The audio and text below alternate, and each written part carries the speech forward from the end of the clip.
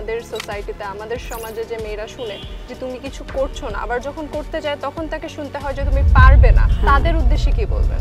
যদি কেউ মনে করে যে কি আমি আত্মসম্মান বোধ নিয়ে বাঁচতে চাই, আমি মনে করি তাকে কিছু করার দরকার। সার্টিফিকেট দিয়ে কিছু হয় না, সার্টিফিকেট, কিন্তু স্কিলটা বড় জিনিস। স্কিলটা বলে সব চলে যাবে, স্কিলটা কিন্তু রয়ে যাবে। আমার সময়টা জার্নির সময়টা খুব কম, কারণ আমি মনে করি আমার নতুন জন্ম হয়েছে আপনার সেপ্টেম্বরের 2024 থেকে, যেদিন আমি শায়েখ স্যারের ফার্স্ট ক্লাস করি আর কি। সেদিন কেন আপনি পারবেন না, কেন আপনাকে দিয়ে হবে না, এই কথাটা আজও আমার মনে আসে যে কি কেন হবে না, কেন পারছেন না। আমি যদি পারছি আপনি কেন পারবেন না।